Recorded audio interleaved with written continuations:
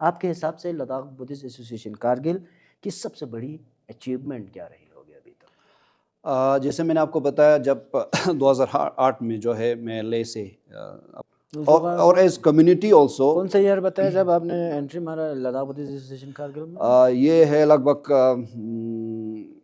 पिछले के पिछले साल, अभी मुझे छोड़े हुए 2 साल। अच्छा, 2 साल साल ही हो हुए। गए, बिल्कुल। हम हमेशा एक रिसर्च करते हैं, इसको समझते हैं, फिर कोई ना कोई कदम उठाते हैं। तो आपका कहने का मतलब LBA Ladakh Buddhist association Kargil में ज्वाइन करना कोई इत्तेफाक नहीं था, कोई बाई फोर्स नहीं था? No no no no, overall society के माहौल के हिसाब से मजबूर आपको ज्वाइन करना पड़ा? बिल्कुल बिल्कुल बिल्कुल। कोई बाई फोर्स या बाई ऐसा कुछ बिल्कुल नहीं भी था? बिल्कुल भी नहीं, किसी ने नहीं बोला, किसी ने वो नहीं था। लेकिन ऑब्वियस ही बात है, मेरा एक ये था, स्ट्रांगली मेरा मानना ये है कि ऐसे चीज़ें जो है, इस तरह का डिस्टर्बेंसेस या इस तरह का प्रॉब्लम्स हमारे सोसाइटी में बिल्कुल नहीं होना चाहिए। तो इसी हवाले से आप पे काफ़ी इल्ज़ामात भी आए जब आपने लद्दाख बुद्धिस्ट एसोसिएशन कारगिल आपने ऑफिशियली आपने ज्वाइन किया, आपने काम करना शुरू किया। जैसे आपने बोले 3 चीज़ों पे आपने मेन मुद्दा आपका वही था, 3 चीज़ों को लेके। तो उस वक़्त आप पे एक इल्ज़ाम ये आ रहा था कि लोगों का कहना है कि आप एक कम्युनल आपको एक आदमी माना जाता है। जब लद्दाख बुद्धिस्ट एसोसिएशन कारगिल में आप काम कर रहे थे, अब भी हो आप, पहले भी था, अभी आपका नहीं, पोजीशन क्या? अभी नहीं, अभी लद्दाख बुद्धिस्ट अभी नहीं एसोसिएशन है। से आप एफिलिएट नहीं है? नहीं, मैं रिजाइन होके अभी बिल्कुल, लगभग जब 2 आप साल हो लद्दाख गए। बुद्धिस्ट एसोसिएशन कारगिल में आप काम कर रहे थे, एक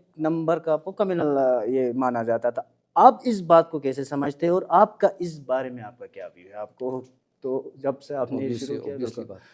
ऑब्वियसली बात है, जब आप किसी रिलीजियस ऑर्गेनाइजेशन में काम करते हो तो और ख़ासकर फिर आप उस चीज़ को बहुत ज़्यादा तो ये चीज़ें काफ़ी हुआ। लेकिन during this whole process our veteran leaders, be it in Apex body or in KDA, they tried their best, obviously. लेकिन ऑब्वियस सी बात है, इस पूरे दौरान जो है कई अप डाउन्स भी आए, हमने क्लोजली वॉच किया। And I M one of the critics, I would say, social media पे भी और otherwise. I always criticize sometimes this Apex body as well as KDA. तो वहाँ से ये पब्लिक का डिमांड आया, क्योंकि शाम डिस्ट्रिक्ट जो है वो अनाउंस हो चुका ऑलरेडी, तो हमें जो है शाम डिस्ट्रिक्ट में उसमें मिलाया जाए। Considering it was along even in 1979 जब लेह और कारगिल का डिस्ट्रिक्ट बना था, तो उस टाइम भी यही एक डिमांड जो है उस टाइम भी हुआ था। तब जो है कुशोक बकुला रिम्पोचे जी ने भी एक ऐसी क्वालिटी जो आप एक लीडर में सबसे ज़्यादा वैल्यू करते हैं, स्ट्रेट फॉरवर्डनेस। बिल्कुल, because the leader who is straightforwardness are always honest. If not a teacher, socio political leader, what would you have been? यानी कि आप टीचर या सोशियो पॉलिटिकल लीडर नहीं होते तो आप क्या करते हैं? बिजनेसमैन। बिजनेस का काफ़ी शौक था आपको। Your favourite traditional dish from Ladakh? ताकि प्लस दंगथुर बोलते हैं, ये हमारा लोकल थुप्पा ही जैसे होगा। One person who inspire you the most, वो कौन सा इंसान है जो आपको सबसे ज्यादा इंस्पायर करता है?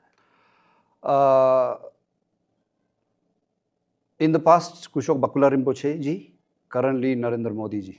अस्सलामु अलैकुम जुले नाजरीन, फिर से एक बार सभी व्यूअर्स का कारगिल टुडे में स्वागत करते हैं और मैं हूं आपका होस्ट हुसैन खालू। हमारा ये प्लेटफॉर्म हमेशा से ये कोशिश करता है कि सोशो पॉलिटिकल और रिलीजियस लीडर के साथ साथ हम अपने युवाओं को भी स्टेज पर लेकर आएँ ताकि उनके टैलेंट, स्किल्स और राय आप तक पहुंच सके। कारगिल टुडे का मकसद सिर्फ एक स्पेसिफिक तबके तक महदूद नहीं है। ये प्लेटफॉर्म उन सभी लोगों के लिए है जो लद्दाख के किसी भी तबके से ताल्लुक़ रखते हैं, चाहे वो एजुकेशन हो, सोशल डेवलपमेंट हो या किसी भी फील्ड में अपना योगदान दे रहे हो।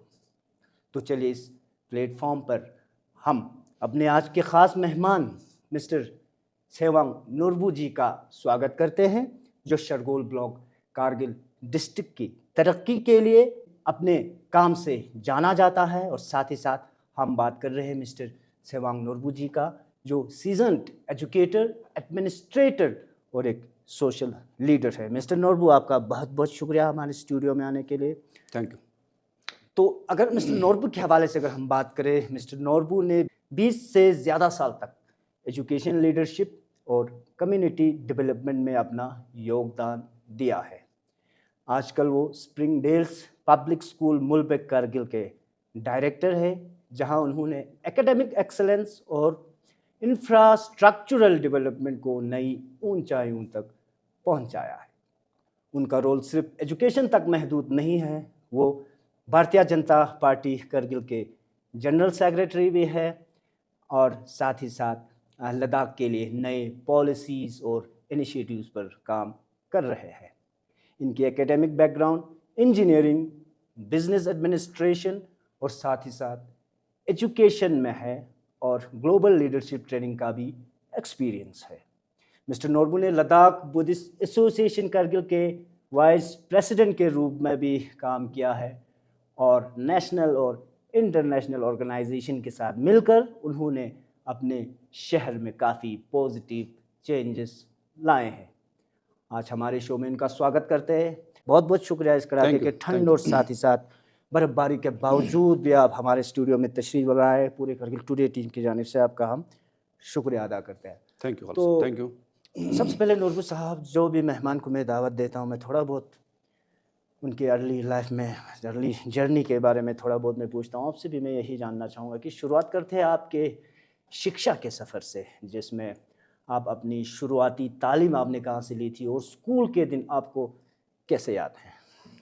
थैंक यू खालू साहब। सबसे पहले तो मैं आपका तहे दिल से धन्यवाद करता हूँ कारगिल टुडे का, कि आपने मुझे एक बार फिर अपने इस स्टूडियो में और अपने इस शो में दावत दी, और कारगिल टुडे के सभी व्यूवर्स को भी मेरा जुले और सलाम। तो जैसे आपने पूछा कि मेरा जो है प्राइमरी एजुकेशन ख़ासकर क्लास 5 तक जो है वाखा गांव गवर्नमेंट हाई स्कूल वाखा में ही हुआ था। इसके बाद जो है मुझे मेरे पिताजी ने दिल्ली में वहाँ पे एक जगह है गाज़ियाबाद, वहाँ पे एक स्कूल है विशेष केंद्र विद्यालय करके, वहाँ पे जो है लद्दाख के कई बच्चे उस टाइम हमारे लद्दाख से जो है बेचते थे। बिल्कुल। तो उस टाइम जो है मेरे पिताजी ने भी मुझे जो है in order to have better education, जैसे आपको पता है उस टाइम जो है आज से 20-25 साल पहले लद्दाख में और ख़ासकर हमारे इलाके में वाखा मुलबेग या कारगिल में जो है एजुकेशन सिस्टम इतना अच्छा नहीं था। स्कूल्स, बेसिक स्कूल्स जो है वो अच्छा नहीं था, तो सभी अपने बच्चों को जो है अर्ली एज पे बाहर भेजते हैं। तो मुझे भी वहाँ पे भेजा और मैंने अपना 10th और 12th वीकेवी गाज़ियाबाद से किया। इसके बाद फिर मैंने इंजीनियरिंग की पंजाब इंजीनियरिंग कॉलेज चंडीगढ़, बिल्कुल, जिसको पैक करके जाना जाता है। तो इंजीनियरिंग करने के बाद जो है फिर मैं वापस लद्दाख वापस आया। वापस आने के बाद ख़ासकर इस अर्ली चाइल्डहुड में जब मैं बाहर गया था, तो ख़ासकर स्कूल टाइम में और अदरवाइज़ भी, तो मैंने देखा था कि हमारे छोटे बच्चे जो है जब हम बाहर भेजते हैं तो उनको बहुत दिक्कतों का सामना करना पड़ता था। बिल्कुल। तो उस दौरान भी, स्कूल के दौरान भी और इंजीनियरिंग के दौरान भी मैंने ये रियलाइज़ किया कि हमारे बच्चों को जो है इन तकलीफ़ों से बाहर निकालना बहुत ज़रूरी है। तो इंजीनियरिंग ख़त्म होने के बाद मैंने अपना इंजीनियरिंग फर्स्ट डिवीज़न में कंप्लीट किया था। तो इमीडिएटली इंजीनियरिंग ख़त्म होने के बाद ऑब्वियसली बात है, हम जो है नेचुरली अपनी लाइफ के आगे के सोचते हैं कि हम लोग गवर्नमेंट जॉब में जाए, बिजनेस करें या क्या करें। तो फिर मैंने वापस यहाँ पे आया। तो इसके बाद फिर मैंने यहाँ पे काफ़ी काम किया। तो ख़ासकर from my education background, engineering करने के बाद फिर जब मैं मुलबेग में स्कूल चला रहा था, तो अगर आप किसी एजुकेशन में हो और स्कूल चलाते हो तो आपको जो है स्कूल चलाने का और ख़ासकर एजुकेशन का भी आपको नॉलेज होना बहुत ज़रूरी है। तो उसको ध्यान में रखते हुए मैंने कश्मीर यूनिवर्सिटी से बैचलर ऑफ एजुकेशन भी कंप्लीट किया। और फिर स्कूल में एजुकेशन के साथ साथ आपको मैनेजमेंट भी बहुत अच्छी तरह से करना पड़ता है, फंड रेजिंग करना पड़ता है, इंटरनेशनल ऑर्गेनाइजेशंस, नेशनल ऑर्गेनाइजेशंस और अदरवाइज़ आपको सारा कुछ मैनेज करना होता है। तो उसके लिए भी आपको नॉलेज होना बहुत ज़्यादा ज़रूरी है, स्किल। तो उसको ध्यान में रखते हुए मैंने इन बिटवीन MBA भी किया था काम के साथ साथ। जी, तो ओवरऑल आपके इस बेसिक जर्नी के दौरान वालिद साहब का कितना सपोर्ट रहा, और थोड़ा बहुत अपने वालिद साहब के बारे में बताया कि वालिद साहब क्या करते थे? मेरे पिताजी जो है वो deputy chief education officer Kargil वो रिटायर्ड हैं। और इसके बाद वो रिटायर होने के बाद वखा गांव के 2 बार सरपंच रहे हैं, 5-5 साल कंटिन्यूसली।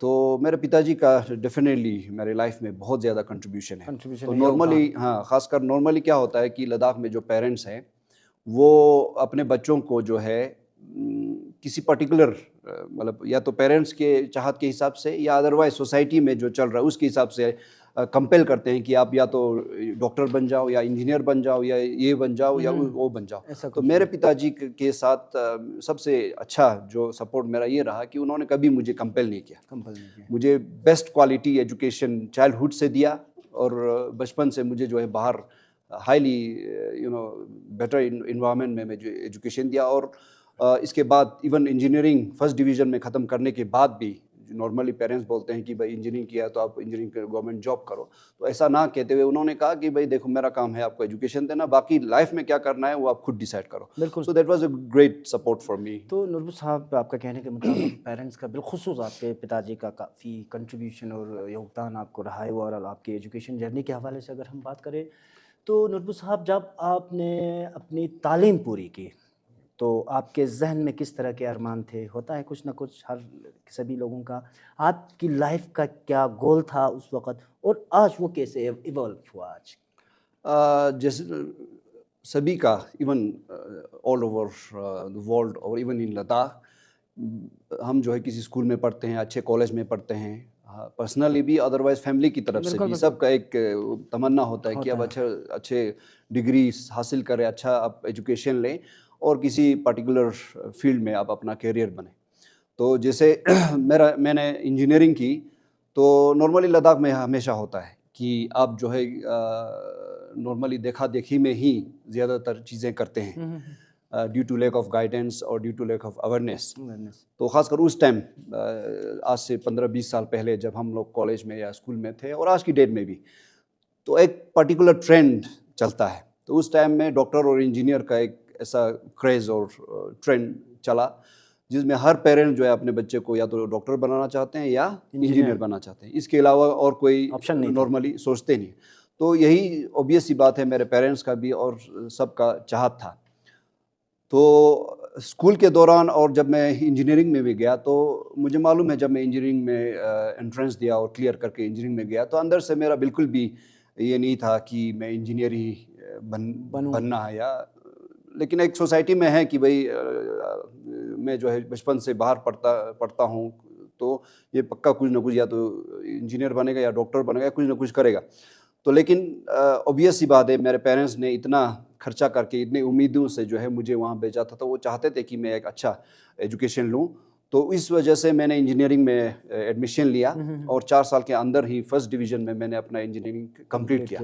लेकिन इंजीनियरिंग के दौरान और अदरवाइज स्कूल में जब था, मैं 6 क्लास में मैं बाहर गया था वीकेवी गाज़ियाबाद में, तो 6 से 12 क्लास तक का सफ़र स्कूल के अंदर गाज़ियाबाद जैसे जगह पे, और इसके बाद फिर दिल्ली में, फिर चंडीगढ़ में। तो ऐसे जगहों पे जब आप अपना पूरा बचपन गुजारते हो, अपना टाइम निकालते हो जस्ट फॉर क्वालिटी एजुकेशन, तो मुझे ये लगा कि हमारे जो लद्दाख के जो बच्चे हैं at such a young age, हम जो है हमारे पेरेंट्स जो है हमारे बच्चों को इतने दूर क्यों भेजते हैं? क्योंकि आई सो लिटरली कि बच्चे जब आप इतने दूर भेजते हो, हॉस्टल में रखते हो, पूरा साल जो है आप अपने सोसाइटी से, अपने घर से जो है दूर रहते हो, हार्डली 1-2 महीने के लिए आप घर आके जो है अपने सोसाइटी में या अपने घर में रहते हो, तो उससे जो है ऑब्वियस सी बात है बहुत ज़्यादा परेशानी होती है। तो उन चीज़ों को जब मैंने देखा तो by the time I finish my engineering, मुझे ये रियलाइज़ हुआ कि मुझे जो है इस चीज़ के लिए कुछ ना कुछ करना चाहिए। आई डोंट नो कि मतलब क्या करना चाहिए और कैसे करना चाहिए, लेकिन एक अंदर से एक पैशन था, एक वो था कि मुझे जो है लद्दाख में वापस जाना चाहिए, अपने हो सके तो अपने गांव में, और अदरवाइज लद्दाख में जाके एजुकेशन सिस्टम से रिलेटेड कुछ ना कुछ करना चाहिए। तो उस टाइम उसमें जो है मैं इंजीनियरिंग ख़त्म करने के बाद, आपको पता है जब हम लोग कॉलेज से फ्रेश निकलते हैं या जब कॉलेज में होते हैं तो we hardly get any guidance, specially Ladakh.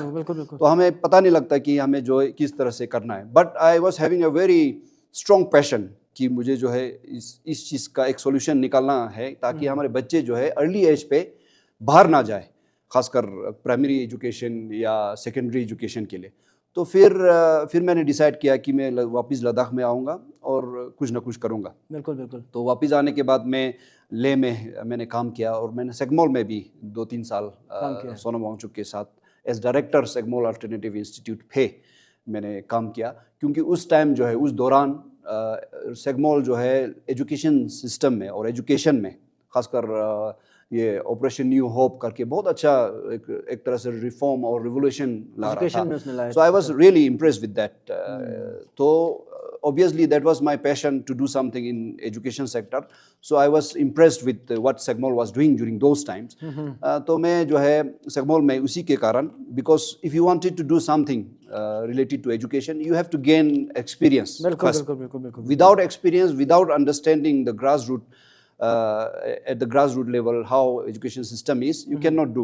तो फिर मैंने सेगमोल के साथ कई साल काम किया, ग्रासरूट लेवल पे जगह जगह देखा कि हमारे गवर्नमेंट स्कूल्स के क्या हालत है, हमारे अदरवाइज गाँव में क्या दिक्कत परेशानी है। तो उससे जो है मुझे और भी कॉन्फिडेंस आया और भी इन डेप्थ अंडरस्टैंडिंग हुआ एजुकेशन सिस्टम जो लद्दाख में उस टाइम चल रहा था।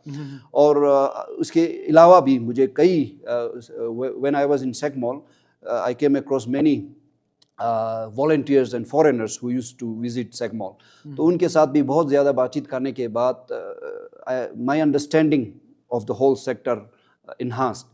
फिर इसके बाद जो है मुझे ये रियलाइज़ हुआ कि लेह में, क्योंकि सेगमोल वाज इन लेह में एजुकेशन सिस्टम में ऑलरेडी बहुत अच्छा चल रहा था। एक से बढ़कर एक स्कूल थे, लमडोन स्कूल से लेकर बेस्ट प्राइवेट स्कूल्स थे, गवर्नमेंट स्कूल्स थे, इवन सेगमोल जैसे ऑर्गेनाइजेशन में भी जो है एजुकेशन में बहुत अच्छा काम कर रहा था।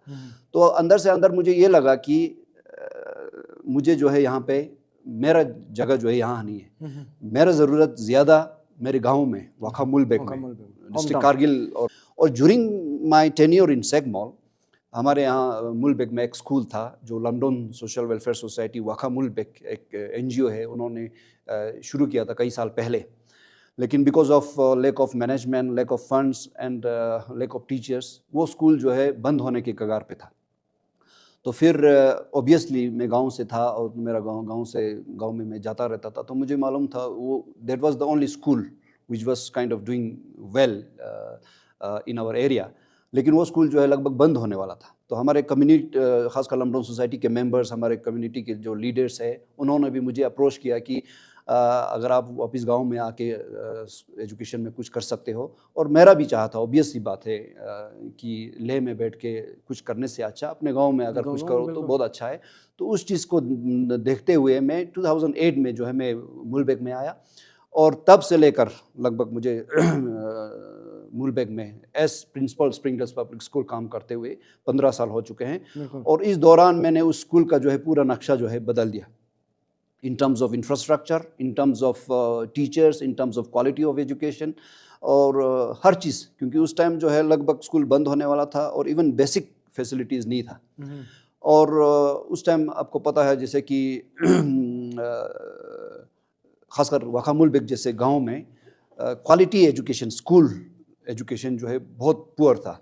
जो कुछ गवर्नमेंट स्कूल्स थे they were doing good at their own place, but considering the future जिसके लिए हमें अपने बच्चों को तैयार करना था, तो इस टाइप का जो है क्वालिटी एजुकेशन जो है हमारे गांव में नहीं था। तो उसको ध्यान में रखते हुए और अपना मेरा पैशन भी था, फिर जब से मैंने स्प्रिंगडेल्स पब्लिक स्कूल ज्वाइन किया, लगभग I think more than 10-12 years, अब मेरे ख्याल से आप लोगों ने कभी मेरे बारे में ज़्यादा सुना भी नहीं होगा, because I was completely focused on my goal to make that school one of the best school in Ladakh. वो इसलिए था क्योंकि मैंने जब अपना स्कूलिंग और इंजीनियरिंग पूरा बचपन से जो है मैं बाहर रहा, तो मेरा ये एक विजन था और ये बिलीफ था कि हमारे बच्चे जो है at least up to class 10th they should not go outside of their village, away from their parents, because this is the foundation of a child. So normally क्या करते हैं हम, just in the name of quality education और modern education अपने बच्चों को early as में जो है अपने गांव से बाहर भेजते हैं। उस टाइम जो है मजबूरी भी थी क्योंकि स्कूल था नहीं, तो पेरेंट्स हैड नो चॉइस। फिर मैंने ये डिसाइड किया था कि एटलीस्ट हमारे जो एरिया है शरगोल एरिया, उसमें कई सारे गांव हैं, उसमें से एक भी बच्चा जो है जस्ट फॉर क्वालिटी एजुकेशन और मॉडर्न एजुकेशन गांव से बाहर नहीं जाना चाहिए। और आई एम वेरी हैप्पी कि इतने 10-15 साल मैंने काम करने के बाद उस स्कूल को infrastructure, teachers, quality of education सब कुछ करने के बाद आज की डेट में हार्डली कोई बच्चा जो है गांव से बाहर जाता है फॉर बेसिक एजुकेशन। इक्का दुक्का हो सकता है किसी पेरेंट्स का ट्रांसफ़र हो गया हो, या कई होते हैं कि they can afford to send their children outside in Delhi and otherwise, but I know that there's hardly anyone, maybe few, otherwise सब जो है बच्चों को स्प्रिंग डेल्स पब्लिक स्कूल में ही भेजते हैं। जिस तरह आपने लंदन स्कूल की बात की, अभी कंप्लीट बंद हो चुके हैं कि ये स्प्रिंग डेल्स भी उनका कोई शाखा है? लंदन सोसाइटी के अंदर स्प्रिंग डेल्स हाँ, आता है। स्प्रिंग डेल्स पब्लिक स्कूल इस पहले लंदन स्कूल के नाम से चलता था, अब आप लोगों ने हाँ, लोकली लोग इस स्कूल को लंदन स्कूल बोलते हैं। लोकली जो गांव में जो है इस स्कूल को लोग जो है लंदन स्कूल के नाम से जानते हैं, अदरवाइज स्कूल का नाम स्प्रिंग डेल्स पब्लिक स्कूल है। तो लंदन सोशल वेलफेयर सोसाइटी ने इसको जो है 25 साल पहले, वेलफेयर सोसाइटी आपकी पूरे शरगोल ब्लॉक को डिस्ट्रिक्ट कारगिल रिप्रेजेंट करते हैं। हाँ, इसमें इवन बहुत खरबू तक के होंगे, वखा और मुलबेक है मेनली, वखा मुलबेक शरगोल का एरिया। बिल्कुल बिल्कुल। तो और भी आते हैं सर आपके एजुकेशन जर्नी की तरफ। उससे पहले हम चलते हैं सर आपके सोशो रिलीजियस और जो चैलेंजेस, जो अचीवमेंट्स अभी तक आपको मिले हैं, उसकी तरफ हम थोड़ा बहुत चलते हैं।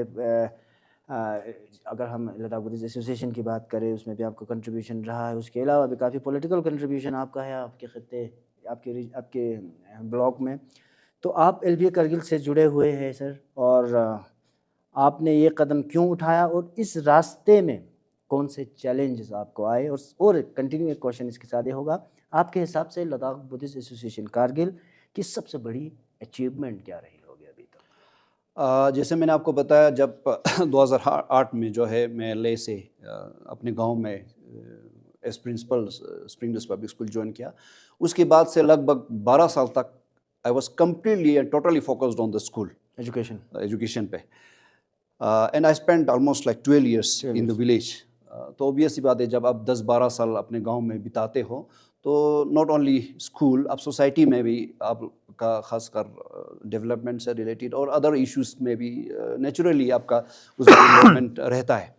तो उस पूरे 10-12 साल के दौरान में मैंने क्या पाया कि खासकर Kargil Ladakh Buddhist association Kargil branch जो है, उसके प्रीवियस प्रेसिडेंट्स हो या उसके जितने भी मेंबर्स हो, उन्होंने बुद्धिस्ट कम्युनिटी को लेकर जितने भी स्ट्रगल्स किए, जितने भी मतलब इश्यूज थे, उनको उन्होंने काफ़ी किया है। तो with the passage of time, जैसे मैंने आपको बताया कि मेरे कम्युनिटी के लोग, जब मैं सेगमोल में था तो उन्होंने रिक्वेस्ट किया कि भाई आप अपने गांव में आके अपने गांव का जो एजुकेशन सिस्टम आपको इम्प्रूव करने की ज़रूरत है। तो इसी तरह से जब मैं 10-12 साल से गांव के अंदर ही स्कूल चला रहा था, तो with the passage of time I have seen my self कैसे जो है LBA कारगिल के जो यूनिट है और इसके प्रेसिडेंट्स, उसके मेंबर्स जो है अपने स्ट्रगल्स को जो है वो करते हैं। But I was not involved at all, but obviously I see that. इसके बाद फिर जैसे मैंने काफ़ी टाइम जो है स्कूल में बिताया, और school was kind of like settle down with everything in terms of infrastructure, teachers and all that.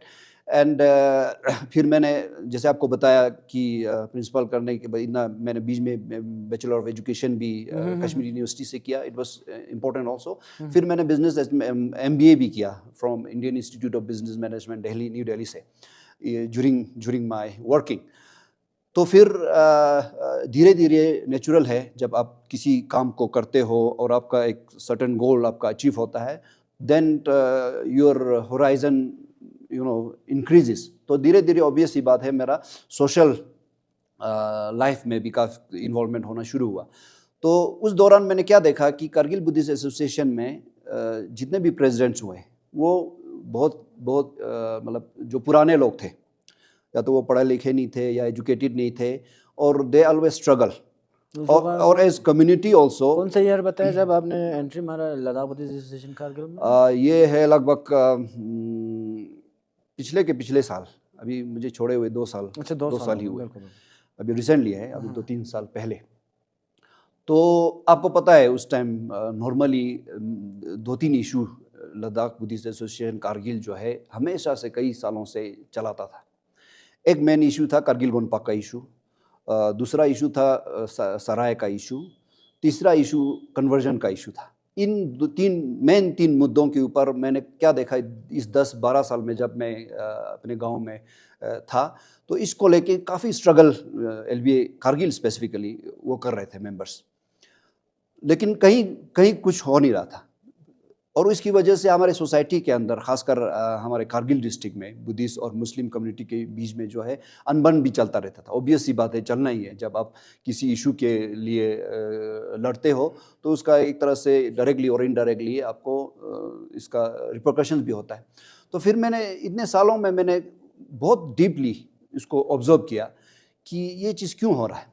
तो मुझे एक चीज़ का ये एहसास हुआ कि एक तो ये कारगिल गोनपा का इशू था कि एक कारगिल डिस्ट्रिक्ट में हेडक्वार्टर पे जो है बुद्धिस्ट के लिए एक वर्शिप का एक प्लेस होना चाहिए, और एग्जिस्ट कर रहा था वहाँ पे, लैंड भी एग्जिस्ट कर रहा था, वहाँ पे पूजा पाठ भी हो रहा था कई सालों से। तो मुझे ये लगा कि क्यों वहाँ पे एक छोटा सा गोनपा नहीं बन सकता है, और क्यों इसको वंस फॉर ऑल हम इसको एक फाइनल सोल्यूशन निकाल सकें। तो अब उस टाइम मैं बाहर था और मुझे बाहर से ऐसा लगता कि यार ये क्यों इसका कोई सोल्यूशन नहीं निकल रहा। तो आप जब तक आप किसी सिस्टम में घुसते नहीं हो, आपको उसको उन चीज़ों का आपको पता नहीं लगता है। तो फिर मैंने ये डिसाइड किया at the request of the people कि ऑब्वियसली गांव में लोगों का होता है कि भी आप लोग पढ़े लिखे हो, आप लोगों को सब कुछ पता है, आप लोग बोल सकते हो, सारे कुछ कर सकते हो, आप लोग क्यों सोशली आप लोग इन्वॉल्व हो के इन चीज़ों का सॉल्यूशन क्यों नहीं निकालते हो। तो at the request of the people, और मुझे भी लगा यार वाकई में इसमें कुछ करना चाहिए, then I join LBA Kargil.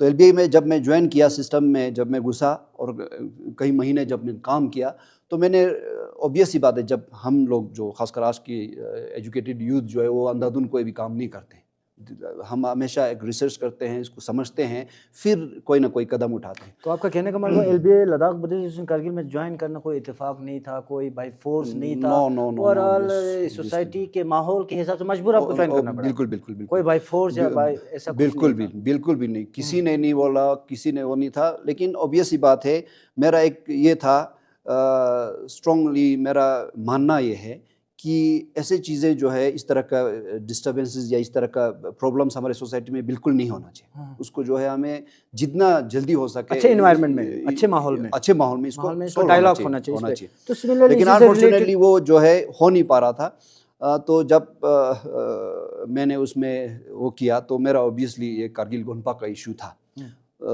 इसको कैसे रिजॉल्व करें।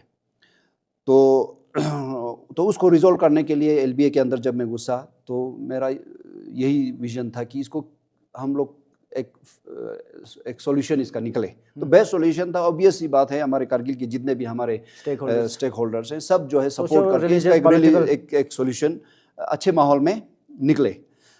तो इसी हवाले से आप पे काफ़ी इल्ज़ामात भी आए जब आपने लद्दाख बुद्धिस्ट एसोसिएशन कारगिल आपने ऑफिशियली आपने ज्वाइन किया, आपने काम करना शुरू किया। जैसे आपने बोले 3 चीज़ों पे आपने, मेन मुद्दा आपका वही था 3 चीज़ों को लेके। तो उस वक्त आप पे एक इल्ज़ाम ये आ रहा था कि लोगों का कहना है कि आप एक कम्युनल, आपको एक आदमी माना जाता है। जब लद्दाख बुद्धिस्ट एसोसिएशन कारगिल में आप काम कर रहे थे, अब भी हो आप, पहले भी था, अभी आपका पोजीशन नहीं, अभी नहीं, अभी लद्दाख बुद्धिस्ट एसोसिएशन से आप एफिलिएट नहीं है? नहीं, मैं रिजाइन होके बिल्कुल, जब आप लद्दाख बुद्धिस्ट एसोसिएशन कारगिल में आप काम कर रहे थे, एक नंबर का आपको कम्युनल ये माना जाता था। आप इस बात को कैसे समझते हैं और आपका इस बारे में आपका क्या व्यू है? आपको तो जब से आपने शुरू किया, ऑब्वियसली बात है, जब आप किसी रिलीजियस ऑर्गेनाइजेशन में काम करते हो, तो और ख़ासकर फिर आप उस चीज़ को बहुत ज़्यादा उसको इश्यूज़ को उठाते हो, हाईलाइट करते हो, तो नॉर्मली लोगों को लगता है कि हम जो है कम्युनल हैं। लेकिन एक चीज़ मैं आपको बताऊं, चाहे वो लद्दाख बुद्धिस्ट एसोसिएशन हो या कोई भी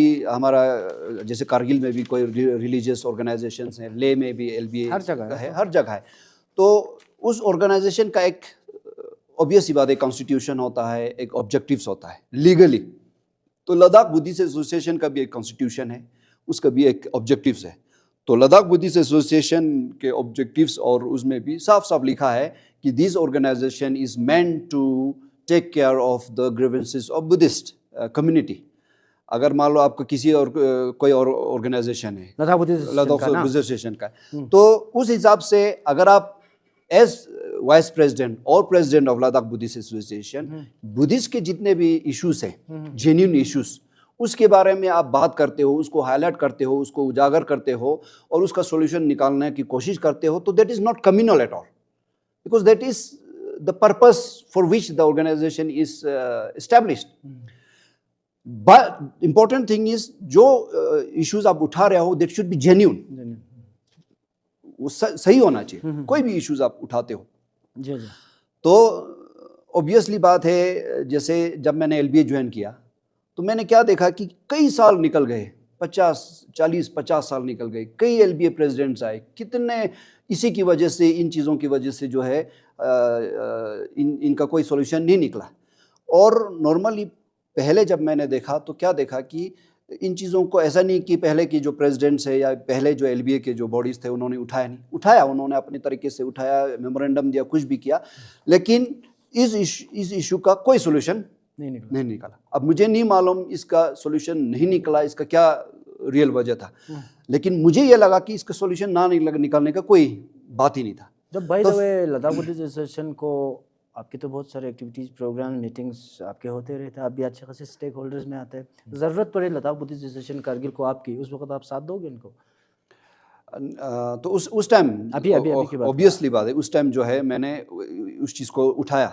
तो एक चीज़ अब मैंने उस टाइम क्या देखा कि एक तो रियल में इश्यूज क्या है, ठीक है, गोनपा से रिलेटेड हो, अदरवाइज सराय से रिलेटेड हो या जो भी हो, उस इशू को जो है जब हमने ये देखा, ऐसा नहीं था कि जब मैंने उस इशू को जो है मीडिया में उठाया और काफ़ी इस चीज़ को मैंने हाईलाइट किया, तो ऐसा नहीं है कि मैंने बिना यहाँ पे किसी से बातचीत किए या एलबीए ले से बातचीत किए या इवन कारगिल में, ऐसा नहीं कि हमने ऐसा नहीं करके सीधा ही उसको एक वो किया, ऐसा नहीं है, इशू बनाया, बिल्कुल भी नहीं है.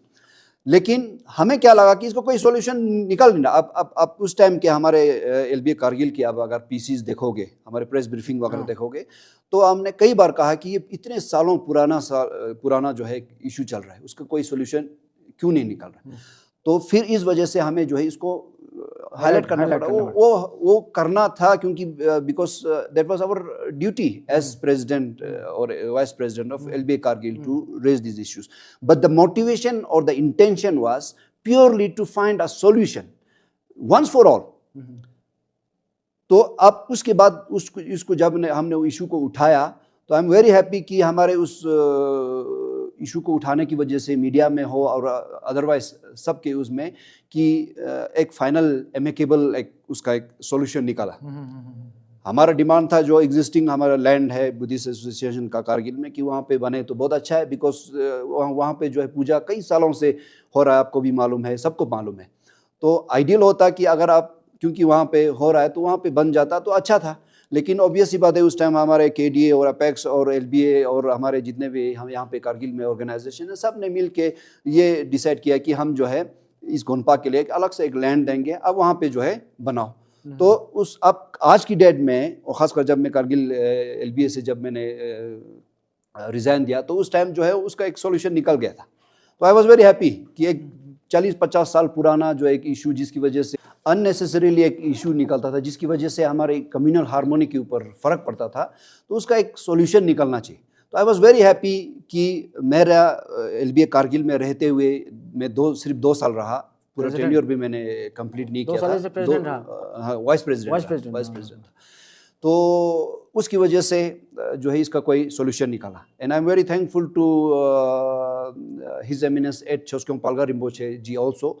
उन्होंने भी हमारे रिक्वेस्ट पे जो है हमारे इस इशू को हाईलाइट करने में और इसको कोई सॉल्यूशन तक पहुंचाने में उनको बहुत हमें सपोर्ट रहा. हमारे रिक्वेस्ट पे उन्होंने इस चीज़ को काफ़ी, क्योंकि हमने क्या देखा कि जब हम लोग जो है लोकली हम लेह में इसको इशू को उठाते हैं तो कोई इस चीज़ को सीरियस नहीं लेते. तो पालगा रिम्पोचे जी ने, आप लोगों को मालूम है, उस टाइम पद यात्रा करके इस चीज़ के बारे में किया था. और पालगा रिम्पोचे जी का भी मुझे मालूम है, उन्होंने भी अगर पद यात्रा किया तो इट वाज एट ऑल कोई ऐसा इंटेंशन या मोटिवेशन नहीं था कि इसमें कोई पॉलिटिकल स्टैंड नहीं था, बिल्कुल भी नहीं था. सिर्फ यही था कि भाई एक ये एक जेन्युइन डिमांड है, एक जेन्युइन हक है, इसका एक कुछ ना कुछ सॉल्यूशन निकलना चाहिए था। देखिए now I am very happy कि उसका एक सॉल्यूशन निकाला है। तो अभी हमारे कारगिल एडमिनिस्ट्रेशन ने और हमारे यहाँ पे रिलीजियस ऑर्गेनाइजेशन ने और खासकर जो केडीए के फॉर्म में जो प्लेटफॉर्म बना, उन सब ने ले एलबीए के साथ मिल के एक सॉल्यूशन निकाला। तो now there is no reason कि इसके ऊपर जो है बार बार टिप्पणी करें, इनके ऊपर हाईलाइट करके अपना जो लद्दाख आपको जानते हैं सर, लद्दाख कम्युनल हार्मनी के लिए बेहतरीन एक एग्जांपल दी जाती है। हम भी कोशिश करते हैं कि इस कम्युनल हार्मनी को बिल्कुल मैं जो है मैं बार बार मैं अपना स्टेटमेंट कई बार दे चुका हूँ, इंटरव्यूज में भी, अदरवाइज भी, कि अब जैसे मैंने बताया हम लोग इतने मतलब एजुकेशन के तौर पे भी, अदरवाइज और ख़ासकर स्पिरिचुअली भी जो है मैं काफ़ी वो रहता हूँ। मेरा बिल्कुल भी मोटिवेशन और इंटेंशन बिल्कुल भी नहीं है। मेरे गांव में भी लोग मुझे जानते हैं कि मैं ये जानबूझकर इस तरह से बिल्कुल भी नहीं। मेरा यही विजन था कि इसका एक सॉल्यूशन निकलना चाहिए ताकि हम आगे जो है मिलजुल कर सोसाइटी में रहे और फोकस जो है एजुकेशन पे रहे, डेवलपमेंट पे रहे। बिल्कुल that was a big hindrance. Even Kargil के इमेज के लिए भी वो एक तरह से आप देखो तो बहुत एक अच्छा एक मैसेज नहीं जाता था कि कारगिल में अगर बुद्धिस्ट रहते हैं तो उसका वर्शिप के लिए उसके लिए जगह नहीं है। तो आज की डेट में जगह मिला है। So now it's up to LBA Leh, because the land is in the name of LBA Leh, the old land as well as the new land, 2 canals at Kulbathang. वो दोनों लैंड जो है आज की डेट में एलबीए ले के नाम पे है। और कारगिल डेमोक्रेटिक अलायंस ने जो उनके साथ जो एग्रीमेंट हुआ था, तो आई होप दैट एलबीए ले नाउ टेकिंग इट सीरियसली। अब वहाँ पे गोनपा बनाएंगे तो यहाँ पे कारगिल डिस्ट्रिक्ट में जितने भी बुद्धिस्ट कम्युनिटी के जो एम्प्लॉयज़ आते हैं या जितने भी रहते हैं, उनको जो भी ऑस्पिशियस डे होता है, जैसे आप हमारे मतलब मुस्लिम में भी जैसे आपके फ्राइडे या जितने ऑस्पिशियस होते हैं, आप मस्जिद में जाके आप अपना पूजा करते हो। तो सिमिलरली डिस्ट्रिक्ट कारगिल में भी हेडक्वार्टर में भी एक छोटा सा गोनपा होगा। तो जो बुद्धिस्ट जो लोग यहाँ पे रहते हैं वो आराम से वहाँ पे जाके पूजा करेंगे और हम लोग मिलजुल के खुशी खुशी जो है आगे रहेंगे। सो मुझे ऑब्वियस सी बात है, जब आप इस ऐसे रिलीजियस इश्यूज को जब आप बहुत ज़्यादा वोकल होके इवन समटाइम्स इवन एग्रेसिवली, जो हम ना चाहते हुए भी हमें मीडिया में भी अदरवाइज कभी कभार थोड़ा एग्रेसिव भी होना पड़ता था, क्योंकि जब आप लोग जो है आपकी प्रॉब्लम का सोल्यूशन निकालते नहीं, एक कान से सुनते दूसरे कान से निकाल देते हैं, आज नहीं तो कल, कल नहीं तो परसों, करते करते 40-50 साल निकल जाते हैं। तो ऑब्वियस सी बात है आप ना चाहते हुए भी थोड़ा सा एग्रेसिव हो जाते हो। बट उस चीज़ को आप, हमारा इंटेंशन और मोटिवेशन सिर्फ ये था कि उस चीज़ को जो है सुना जाए और उसका कोई ना कोई सोल्यूशन निकलना चाहिए, स्टेप उठाया जाए। बिल्कुल सर, बहुत बहुत शुक्रिया छमान नुरबुल साहब। हम आज हमारे पास काफ़ी सवाल आज आपसे करने, तो हम कोशिश करेंगे इन इश्यूज़ को हम एक दिन आराम से और एक पैनल बिठा के आपके साथ विस्तार से हम डिस्कस करें। आप चलते सर हम आपकी पॉलिटिकल जर्नी की तरफ। फिर आप बीजेपी भारतीय जनता पार्टी कारगिल की आप अभी की बात करें तो आप जनरल सेक्रेटरी बने भारतीय जनता पार्टी में। भारतीय जनता पार्टी कारगिल यानी कि बीजेपी में शामिल होने के पीछे आपकी क्या सोच थी सर, और इस पॉलिटिकल जर्नी में कौन से चैलेंजेस आपको आए, आपका लद्दाख के लिए क्या विजन रहेगा, और कारगिल डिस्ट्रिक्ट के साथ साथ खत्ते लद्दाख के लिए आपका क्या विजन रहेगा? देखिए, जब जैसे मैंने आपको बताया मैंने 2 साल लगभग एलबीए के अंदर काम किया। तो वाइल वर्किंग इन एलबीए, क्योंकि तब तक मेरा फोकस जो है स्कूल पे ज़्यादा रहता था और मैं उस पर काम करता था। तो जब मैंने एलबीए में 2 साल काम किया ग्रास रूट पे, ख़ासकर पब्लिक के साथ, बीट बुद्धिस्ट कम्युनिटी इश्यूज़ और अदरवाइज इन जनरल, तो मैंने क्या रियलाइज़ किया कि हमारे जितने भी इश्यूज़ होते हैं वो all of them are directly और इनडायरेक्टली पॉलिटिकल इन नेचर। कोई भी आपका डेवलपमेंट का काम है, आपका कोई भी इश्यूज़ है, तो उनका एक सॉल्यूशन जो है आप पॉलिटिकली उसका बहुत आसानी से उसका सॉल्यूशन जो है निकाल सकते हो। बिल्कुल। तो एलबीए से मैंने रिज़ाइन किया था। जब ये सारी चीज़ें हुआ तो फिर मुझे बाद में ये रियलाइज़ हुआ कि इसका जो है काफ़ी कुछ करने के बाद जब सॉल्यूशन नहीं निकल रहा था, तो मुझे ये लगा कि भाई जो मुझे वाकई में जो मैंने ट्रूली ऑनेस्टली जो एलबीए वाइस प्रेसिडेंट करना था मैंने किया। But since my intention was not to create disturbance, तो फिर मैंने इन बिटवीन जो है रिज़ाइन दे दिया था। और इसके बाद से फिर मेरा ऑब्वियस सी बात है, जब मैंने रिज़ाइन दिया तो मेरा एलबीए से डायरेक्टली कोई उसमें इन्वॉल्व नहीं था। लेकिन फिर इसके बाद 1 साल 1.5 साल जो है एलबीए से रिज़ाइन देने के बाद निकला, तो ड्यूरिंग दोस पीरियड फिर ऑब्वियसली बात हमारा कारगिल का जो है काउंसिल का इलेक्शन भी आया।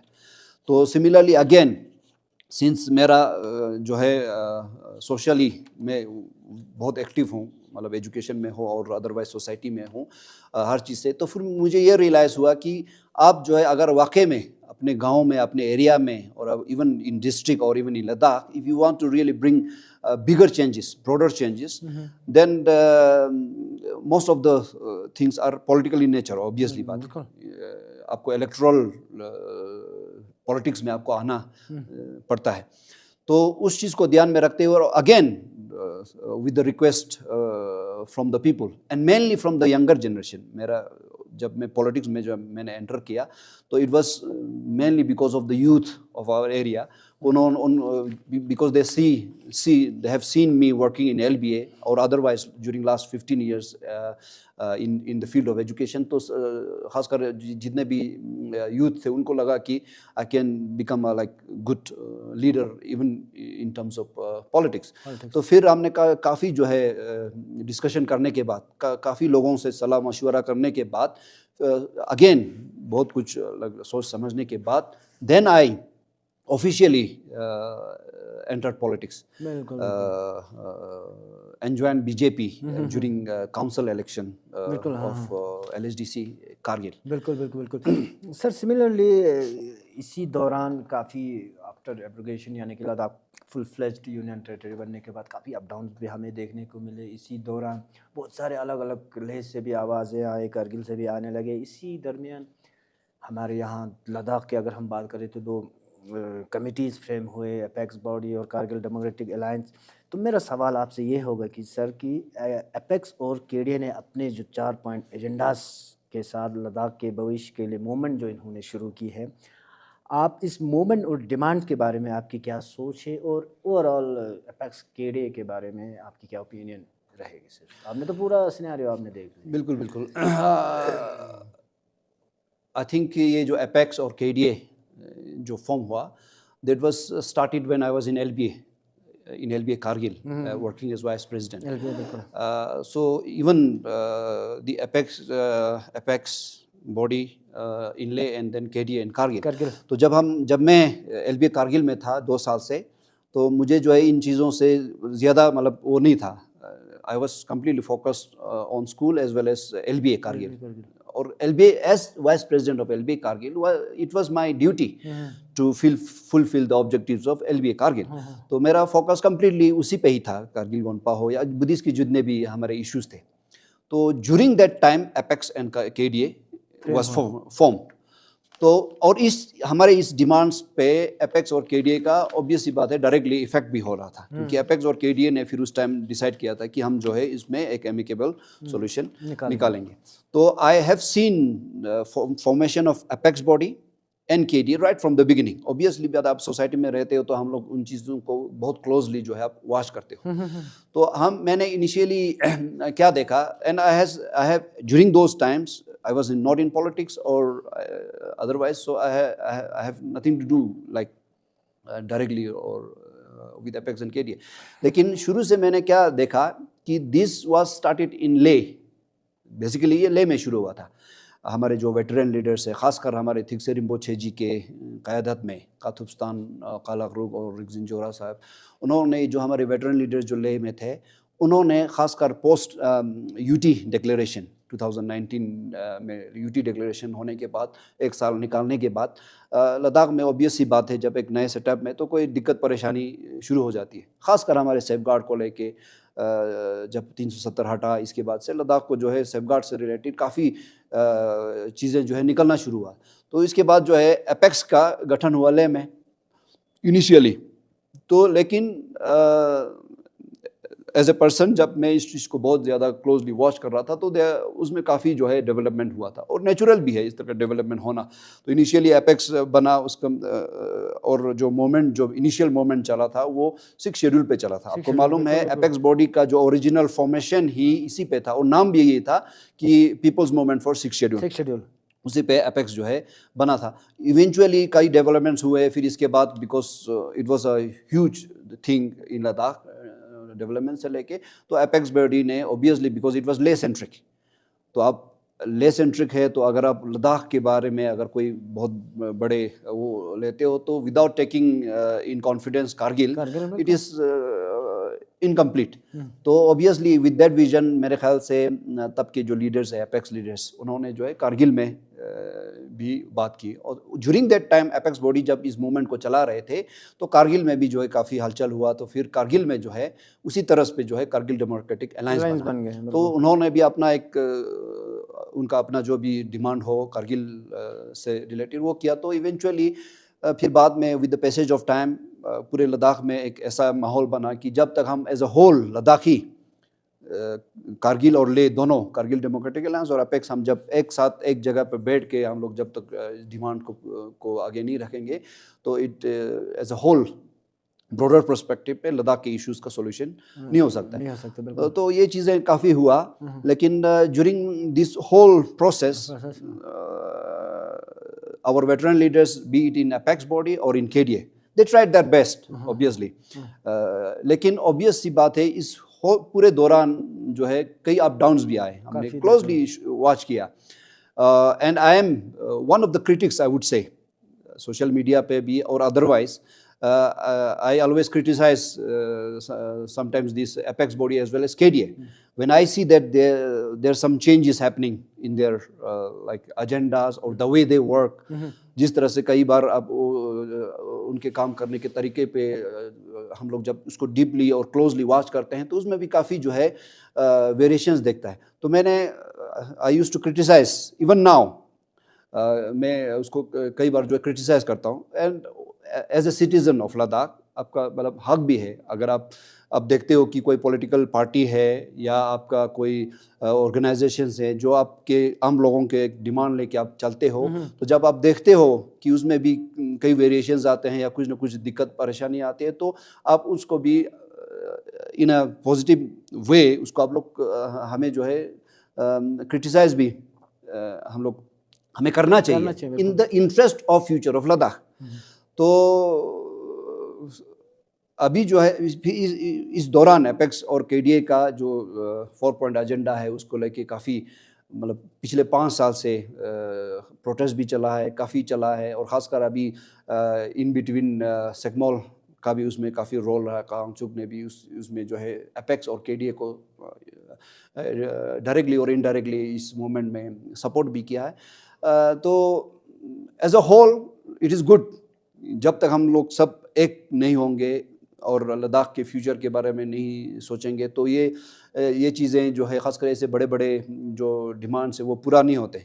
लेकिन since until I joined BJP, because I was, of course, I has nothing to do with the politics, but since now I am in electoral politics and I am an active member of BJP, तो मुझे कहीं ना कहीं ऐसा लगता है कि during this whole process of Apex and KDA movement, right from beginning until now, उसमें काफ़ी जो है misunderstanding create हुआ है, especially sometimes like Apex or KDA or sometimes even Apex, KDA and political parties, especially BJP.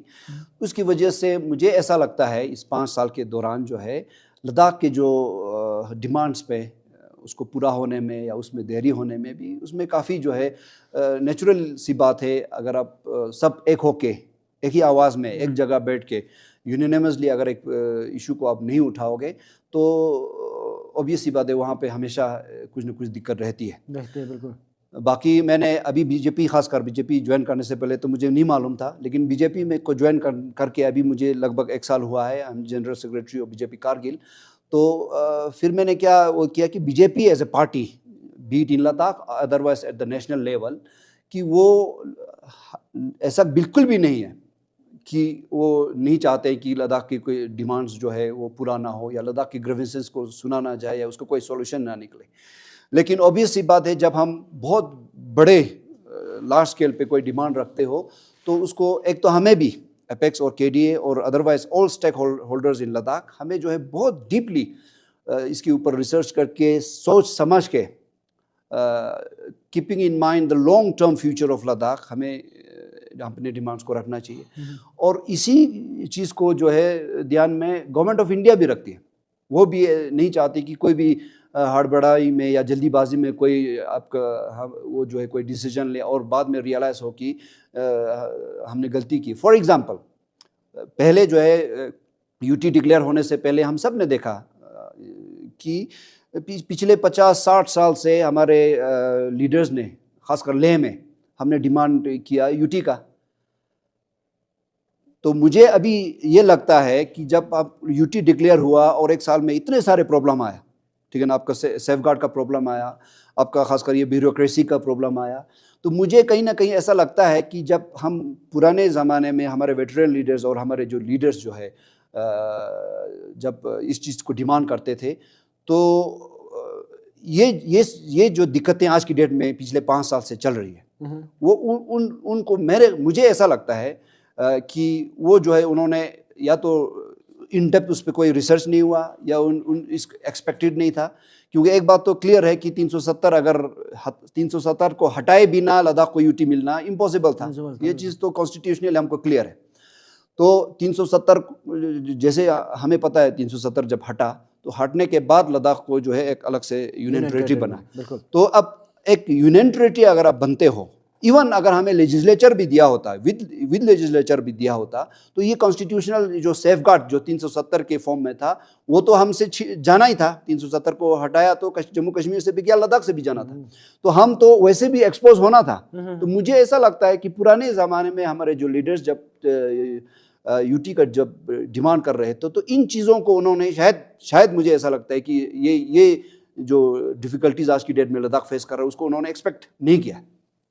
क्योंकि मुझे अच्छी तरह से याद है लद्दाख को यूटी मिलने के बाद 1 साल के बाद ही ये 6 शेड्यूल का जो टर्म जो है ज़्यादातर लद्दाख में चला। तब तक तो किसी को भी, अच्छे खासों को भी नहीं पता था ये 6 शेड्यूल होता क्या है, सेफ गार्ड्स होता क्या है, और ये जितने भी ब्यूरोक्रेसी और ये जो भी होता है वो कब हुआ, जब हमने उसको रियल में प्रैक्टिकली फेस किया, देखा। तो खासकर हमारे बीजेपी के जो हमारे लीडर्स हैं, चाहे हमारे सीसी साहब हो, चाहे फॉर्मर एमपी साहब हो, या हमारे जो बड़े बीजेपी के लीडर्स हैं, वो हमेशा यही कहते हैं, आपने मीडिया में भी देखा होगा कि हम नहीं चाहते कि कोई भी ऐसा डिसीजन आज की डेट में, ऐसा नहीं कि हमारा जो बीजेपी की सरकार जो सेंटर में है कि वो को देना नहीं चाहते, लेकिन हमें एज लद्दाखी, एपेक्स हो, केडीए हो, या जितने भी स्टेक होल्डर्स है, हमें अच्छे से सब लोग एक जगह बैठ के इस चीज़ को क्लियर करना चाहिए। क्योंकि आज की डेट में आप देखो, टू बी वेरी ऑनेस्ट, जैसे मैंने कहा, मैं एपेक्स और केडीए भी अगर उसमें कुछ वेरिएशंस आता तो मैं क्रिटिसाइज़ करता हूँ।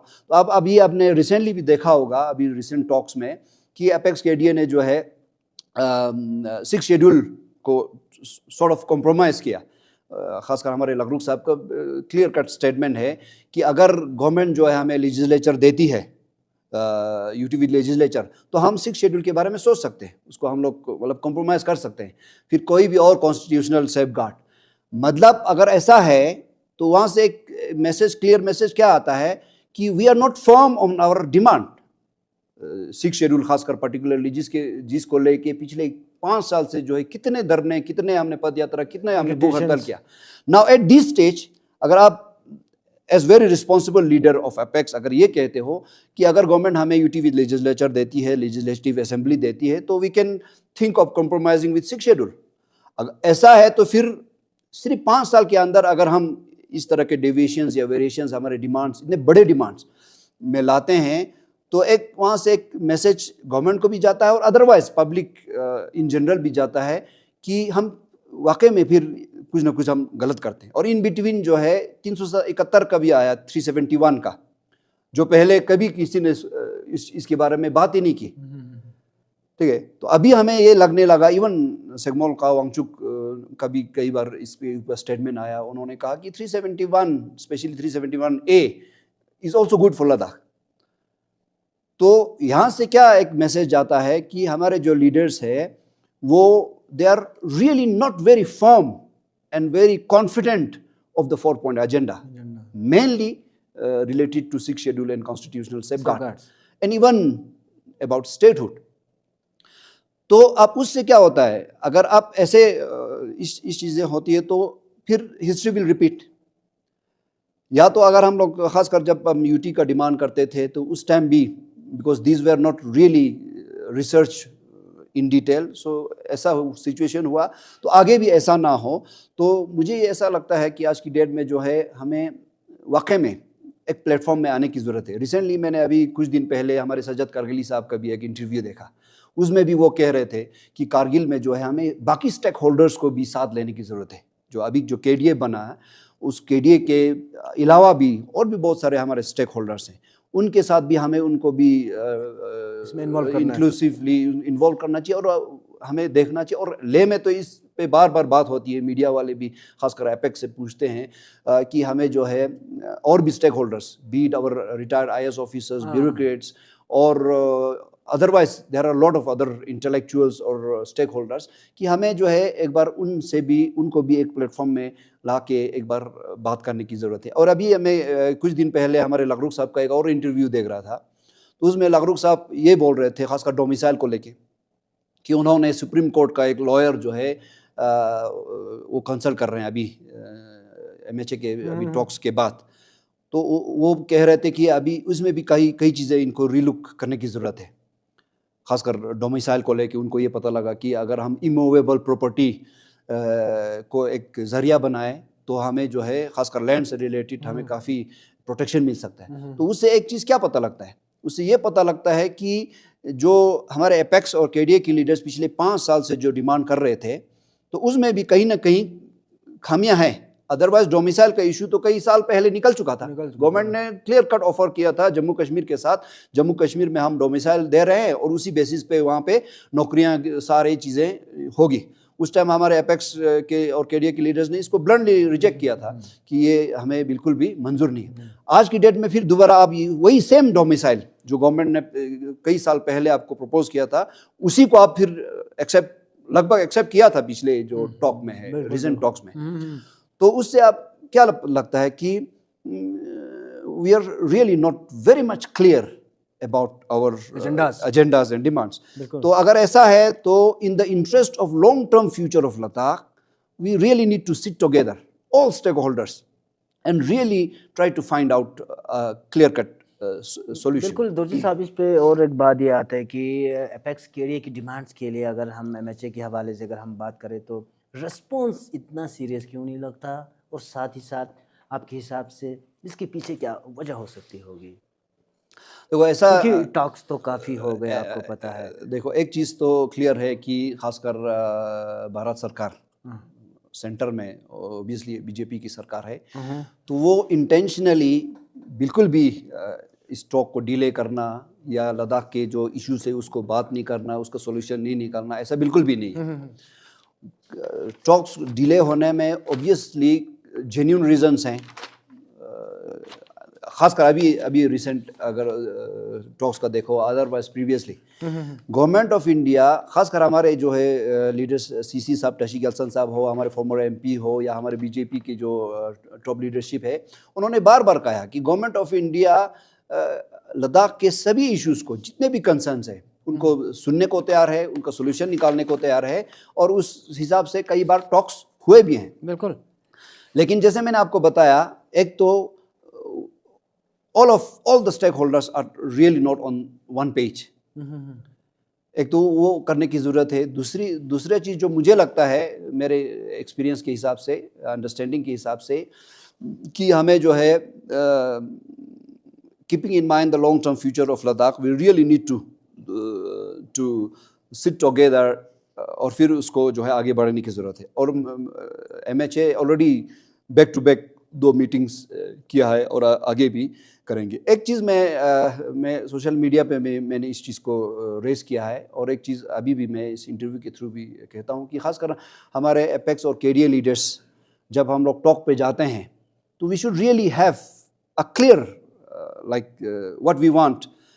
क्योंकि अभी हम खासकर मैंने जो अपना ऑब्जर्वेशन किया, पीछे जो 2 इमीडिएट टॉक्स अभी हुए हैं, ठीक है ना, उसमें खासकर रिक्रूटमेंट के ऊपर काफ़ी बात चली है, चाहे वो PSC के फॉर्म में हो, चाहे रिजर्वेशन के हो। तो उसमें इसके बाद टॉक होने के बाद हमारे एपेक्स के लीडर्स खुद का स्टेटमेंट आया, खासकर EVS को लेके, तो दे वर नॉट रियली क्लियर। उन्होंने खुद कहा कि हमें इन चीज़ों का पता नहीं था जब हम टॉक में गए थे। तो इसी तरह से अगर हम जो है एक फुल अच्छा एक रिसर्च करके एक फुल प्रूफ प्लान लेके हम चाहते क्या हैं वो अगर हम लेके गवर्नमेंट ऑफ इंडिया के सामने नहीं जाएंगे तो ऑब्वियस ही बात है, जब टॉक होता है तो नेगोशिएशंस होता है तो गवर्नमेंट को भी ये चीज़ दिखता है कि ये दे themselves are not really clear, or to some extent I can say like confused कि किस टाइप का इनका डिमांड है। तो अभी एक दो दिन पहले जो हमारे लखरुख साहब का स्टेटमेंट उनका आया तो उससे ऐसा लगता है कि हमें जो है एक तो हमें बिल्कुल एक सब स्टेक होल्डर्स मिल के एक डिमांड को फाइनल करने की ज़रूरत है। इसके बाद फिर उसी हिसाब से जो है without any deviations, without any ups and downs उस चीज़ को आगे रखने की ज़रूरत है। बिल्कुल। तो बिल्कुल। मेरे ख्याल से ऐसा नहीं है कि गवर्नमेंट जो है हमारे इश्यूज़ को सुनने को तैयार नहीं है या इसको एक सॉल्यूशन निकालने को तैयार नहीं है, ऐसा बिल्कुल भी नहीं है, खासकर बीजेपी की तरफ। बिल्कुल। तो काफ़ी सारे सवाल थे सर, हम कोशिश करेंगे आज जितना हो सके मेन इश्यूज़ को लेके खत्े लद्दाख के अंदर जो अभी जो सिचुएशन है हम कोशिश करेंगे इस इंटरव्यू में बराबर सब आपके साथ टच करें। तो हम नेक्स्ट चलते हैं सर, न्यू डिस्ट्रिक्ट स्टेटस को लेके 5 डिस्ट्रिक्ट और घोषित की गई खत्े लद्दाख में, और इसमें से शरगोल से 2 किस्म की आवाज़ हमें सुनने को मिले। बुद्धिस्ट मेजॉरिटी ने बोला कि हमें शम डिस्ट्रिक्ट के साथ मर्ज किया जाए, वहीं दूसरी तरफ अगर हम मुस्लिम मेजॉरिटी की बात करें उनका कहना था कि हमें या करगिल के साथ रखें या शकर चिकतन को ही एक डिस्ट्रिक्ट घोषित किया जाए। तो आपका इस मुद्दे पर क्या सोच रहा है, कैसे स्टेप लद्दाख की डेवलपमेंट को अफेक्ट करेंगे?